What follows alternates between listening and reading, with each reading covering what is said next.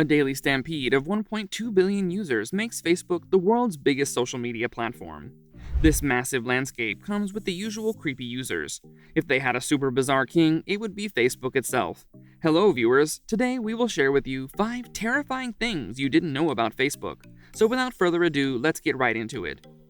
Number 5. Brain scans can see Facebook. Most people have experienced the obsessive compulsion to check their Facebook page. Some might even experience withdrawal symptoms. Researchers decided to see if this so-called Facebook addiction showed up in the brain like a drug.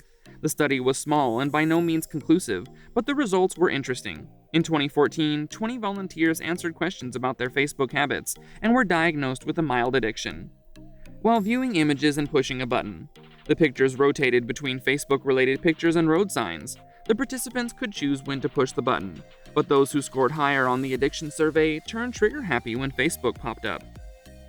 The scans showed that the platform caused a powerful response in the brain, similar to cocaine users. The impulsive regions lit up. However, there was a big difference between people addicted to drugs and those hooked on Facebook. In other words, social media addicts are not driven by real cravings they have no control over, but instead a complex mix of habit, cultural, and social factors. Number 4. Shadow profiles. Mark Zuckerberg, chief executive and founder of Facebook, appeared in front of Congress in 2018. During the proceedings, he answered tough questions about user privacy.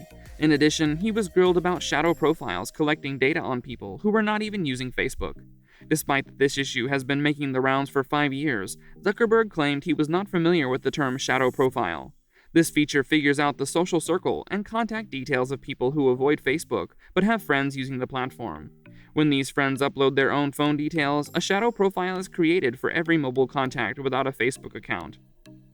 Eventually, users with mutual friends will give the site a perfect view of their social group. Should somebody with a shadow profile join, Facebook will send them friend suggestions based on their social circle, which by then is already known to the company. Number 3. Moderators have PTSD.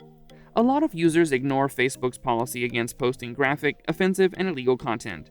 That is where the moderators come in, who weed out these posts. In 2019, The Verge published an investigation into their working conditions. The original paper ran 7,500 words and covered an in-depth look at one of Facebook's moderation offices in Arizona. During interviews, moderators claimed that the stress of viewing disturbing material, Facebook's crappy employee rules, and low pay created an unhappy environment. Employee strategies apparently included smoking marijuana and having sex, which happened due to trauma bonding.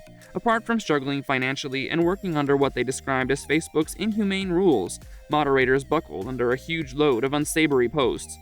These included child abuse and exploitation, racism, and graphic violence. Several moderators broke down, developed PTSD systems, while others turned paranoid by the repetitive conspiracy theories they reviewed. Number 2. FBI recruits spies on Facebook. In 2019, Business Insider reported that the FBI placed spy ads on Facebook.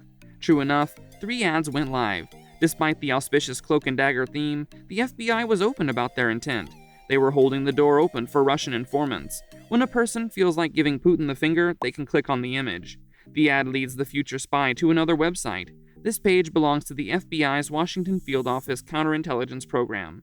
A message, written in both English and Russian, informs the reader that the United States uses intelligence on foreign nations to protect its own citizens. Anyone with useful information is invited to meet with the FBI in person.